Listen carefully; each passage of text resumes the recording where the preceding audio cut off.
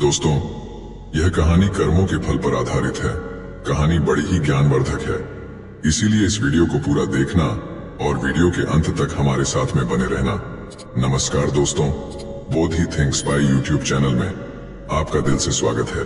दोस्तों, इस कहानी का एक एक शब्द बहुत ही महत्वपूर्ण है, इसीलिए इस कहानी को बहुत ध्यान से सुनना और पूरा सुनना, क्योंकि कहानी सुनने में आपको बड़ा आनंद आने वाला है। दोस्तों, किसी गांव में एक रमेश नाम का किसान रहा करता था। उस किसान के दो पुत्र थे। उसमें से एक का नाम अर्जुन और दूसरे बेटे का नाम भूपेंद्र था। खेतीबाड़ी करते हुए उनके जो दिन थे वह बड़े ही सुखपूर्वक व्यतीत हो रहे थे। सभी आराम चैन से रह रहे थे। एक दिन की बात है कि वह बूढ़ा किसान बहुत ज्यादा बीमार पड़ जाता है और उसने अपने दोनों बेटों को अपने पास बुलाया और उनसे कहा कि मेरे बच्चों, अब शायद मेरा अंतिम समय आ गया है। मैं चाहता हूँ कि मेरे मरने के बाद तुम दोनों भाई आपस में बड़ी ही सहमति के साथ मिलजुल करके रहा करो और सुख शांति के साथ अपनी जिंदगी को गुजारो। मैंने बुरे वक्त के लिए कुछ असफियां इकट्ठा की थी, जिन्हें मैंने घर के पीछे में जो बरगद का पेड़ है उसी के नीचे जमीन में दबा रखा है।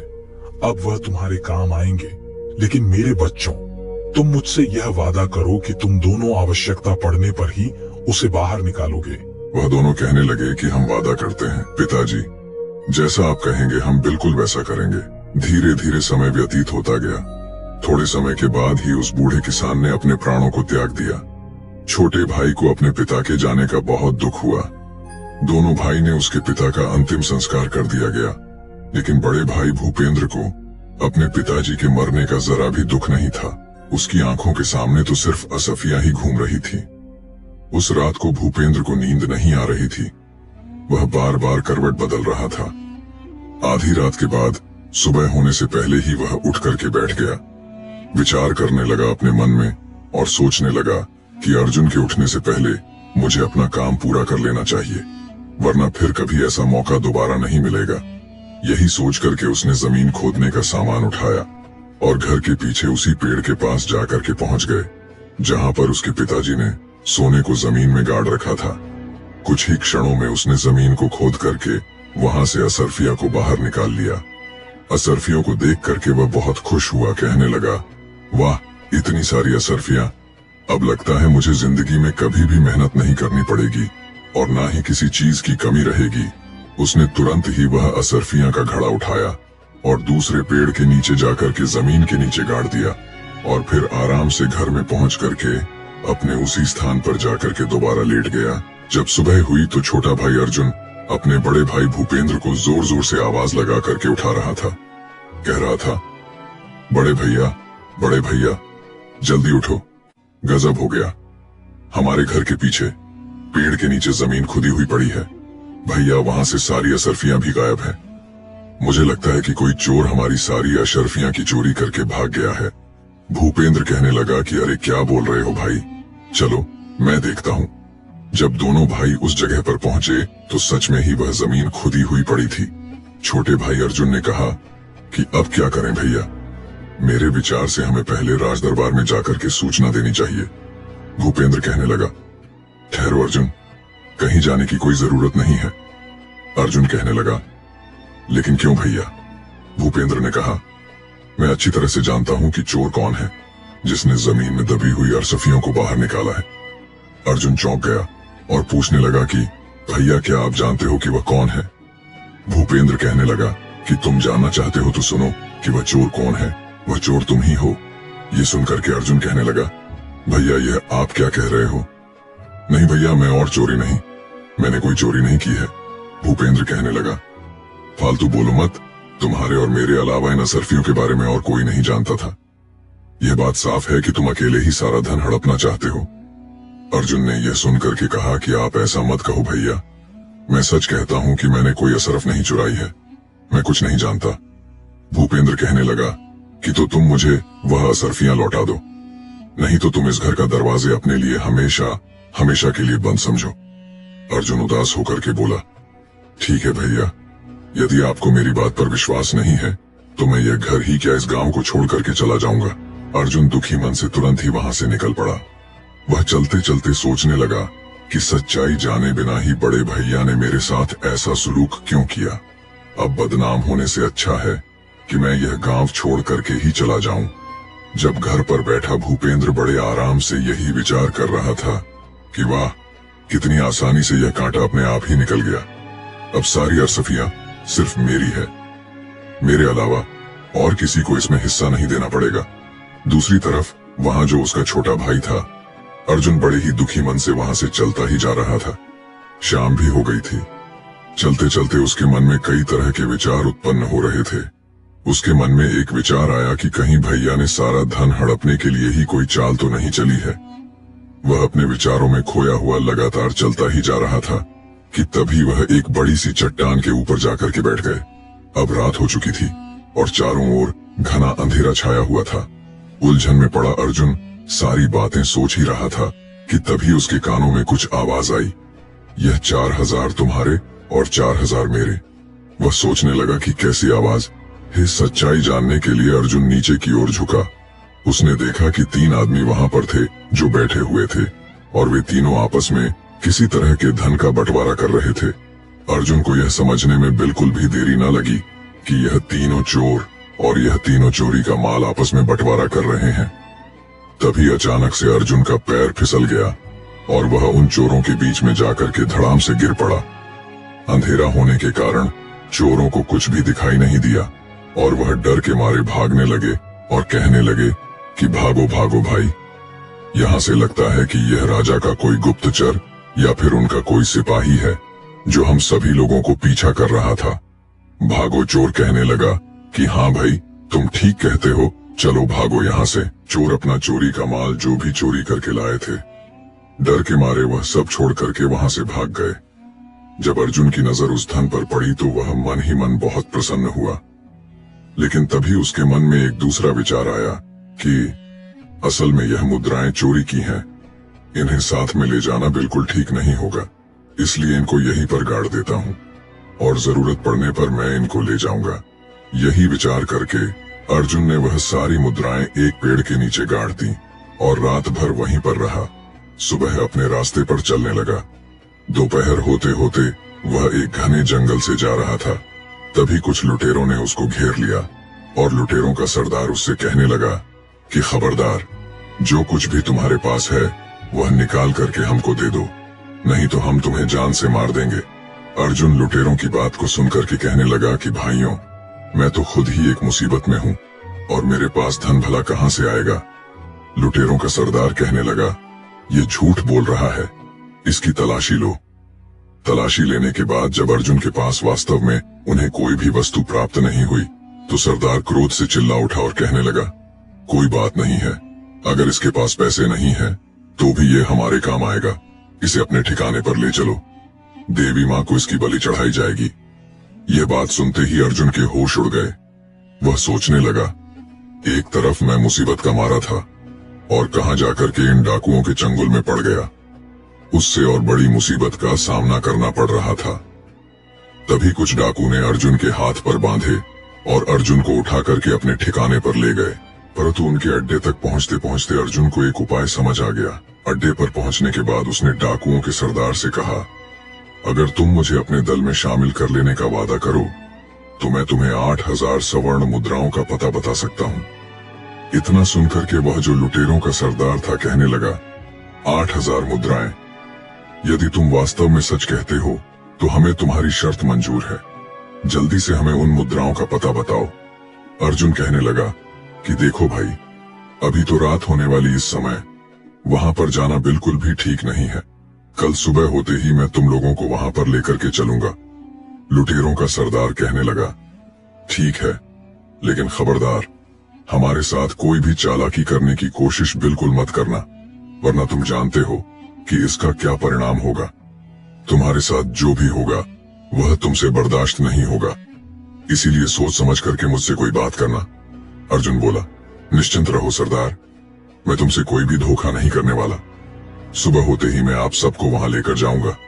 सरदार ने कहा, ठीक है। अगली सुबह होती है।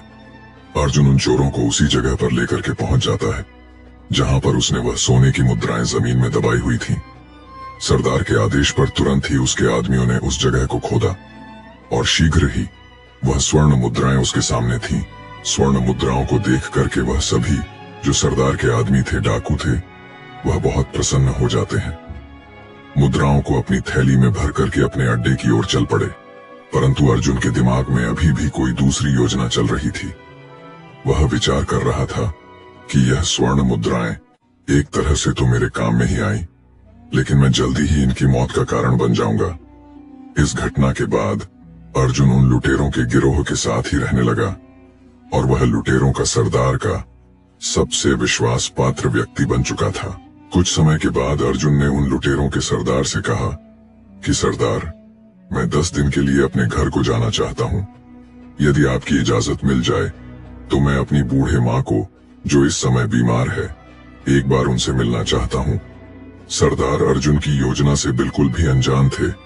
वह अर्जुन को अपना सबसे विश्वास योग्य आदमी मानता था। वह जानता था कि अर्जुन उसका सबसे भरोसे का आदमी है।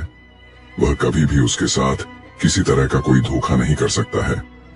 उस डाकू ने जब अर्जुन की बात सुनी तो उसने अर्जुन को 10 दिन के लिए अपने घर जाने की इजाजत दे दी। अर्जुन अपने घर जाने के लिए रवाना तो हुआ, परंतु वह अपने घर जाने के बजाय राजा के महल की तरफ चला गया। उधर राजमहल में महाराज पहले ही उस डाकू के आतंक से बहुत परेशान थे। वह अपने महामंत्री से कह रहे थे कि मंत्री जी, आखिर वह डाकू कब पकड़ा जाएगा? पूरा राज्य उसके आतंक से परेशान हो रहा है। मंत्री जी महाराज की बात को सुनकर के कहने लगे कि मैं अपनी तरफ से महाराज पूरी कोशिश कर रहा हूँ।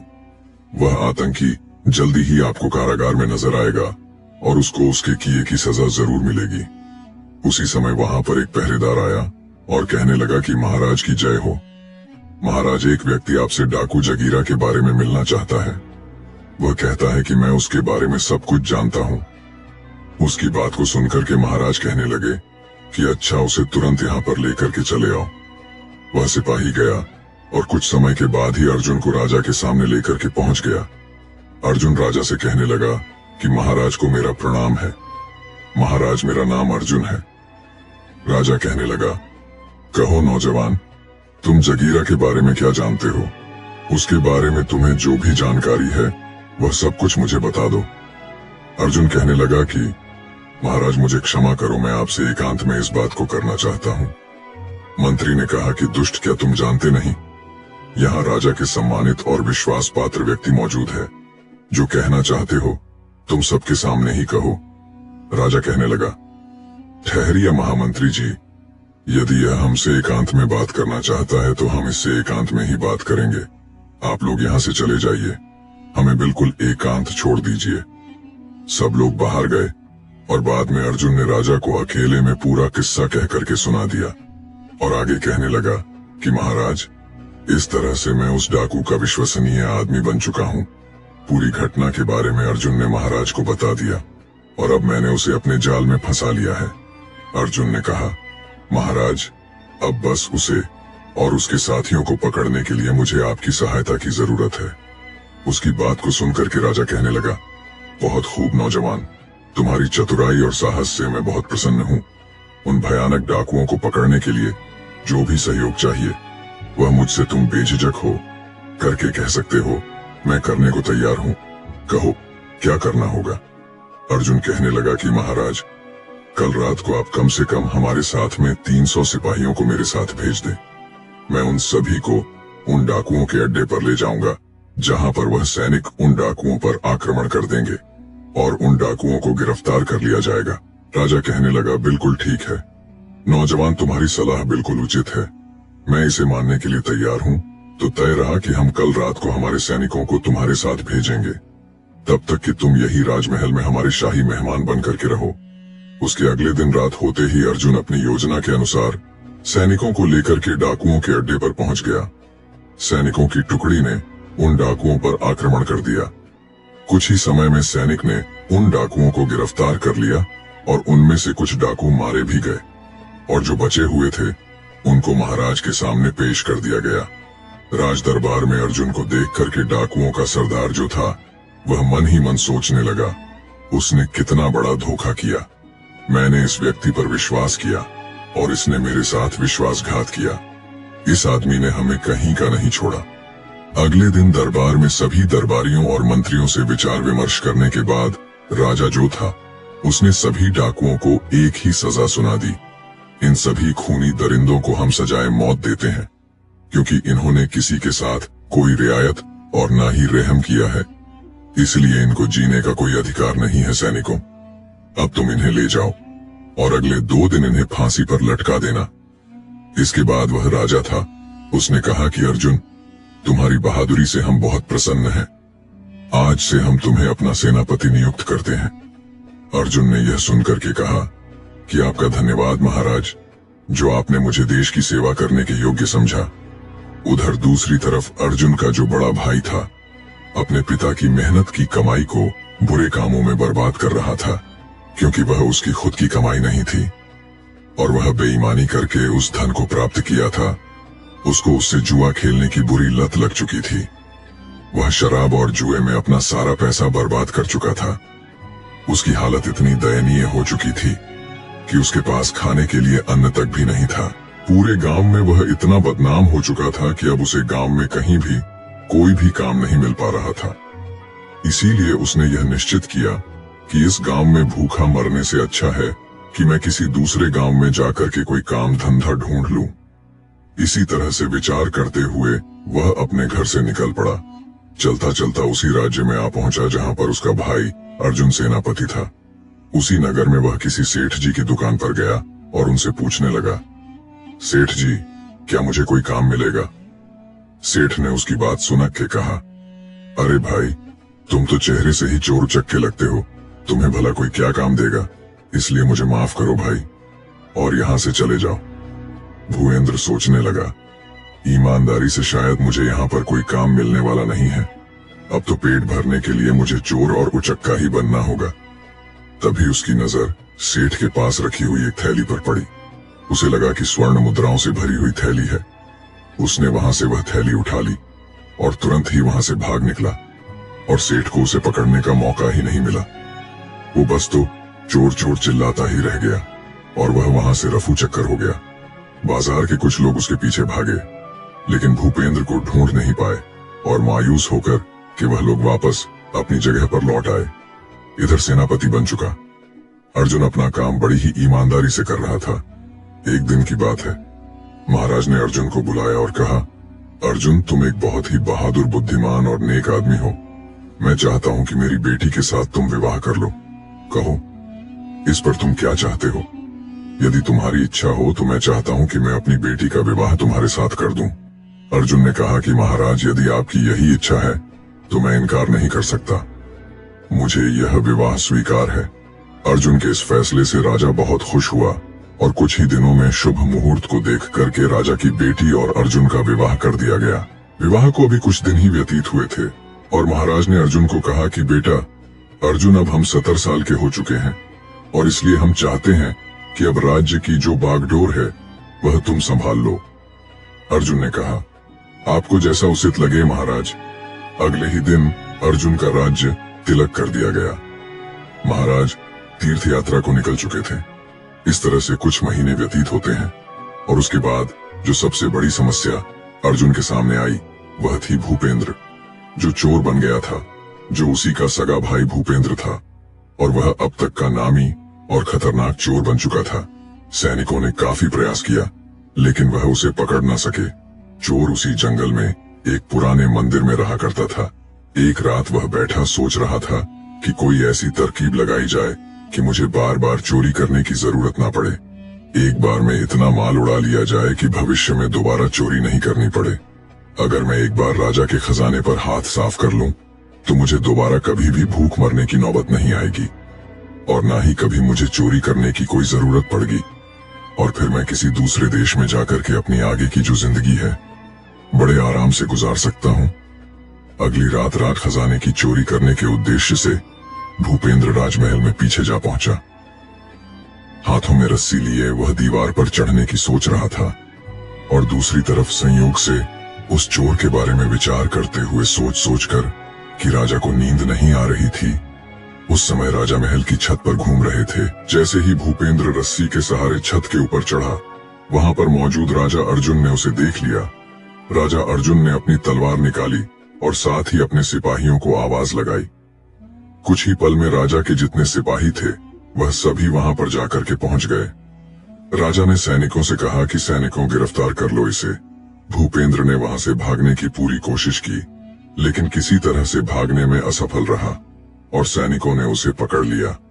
अर्जुन उसे देख करके कहने लगा, तुम तो मेरे भाई भूपेंद्र हो, लेकिन एक नामी चोर। मैं यह सपने में भी नहीं सोच सकता था कि मेरा भाई इतना बड़ा चोर निकलेगा। उसने आदेश दिया, सैनिकों, ले जाओ, इसे कारागार में डाल दो। सुबह ही हम दरबार में जब बैठेंगे तब इसकी सुनवाई करेंगे कि इसके साथ हमें क्या करना है। राजा की आज्ञा पाते ही सैनिकों ने भूपेंद्र को कारागार में डाल दिया गया। अब वह मन ही मन अपने की पर पश्चाताप कर रहा था, रो रहा था और सोच रहा था कि मेरे ही बुरे कर्मों का फल आज मुझे मिल रहा है। मेरी बुरी नीयत ने मुझे आज पतन की इतनी गहराई में ढकेल दिया है जहां से निकलना मुश्किल है। जबकि अर्जुन, जिसे मैंने बेईमान बना करके धक्के मार करके अपने घर से निकाला था, आज अपनी ईमानदारी और नेकी की वजह से वह इस राज्य का राजा बन गया है और मैंने उसके साथ बेईमानी की तो मेरी दुर्गति हो गई और मैं जिसके पास सब कुछ था, एक चोर बन करके आज उसी के सामने उसी के बंदी गृह में पड़ा हूं। इधर अर्जुन को नींद नहीं आ रही थी। वह सोच रहा था कि कल का दिन मेरी जिंदगी का सबसे कठिन दिन होगा। मुझे एक बहुत ही भयानक अग्नि परीक्षा से गुजरना होगा। क्या इस परीक्षा में मैं कामयाब हो पाऊंगा? मुझे भी समझ में नहीं आ रहा है।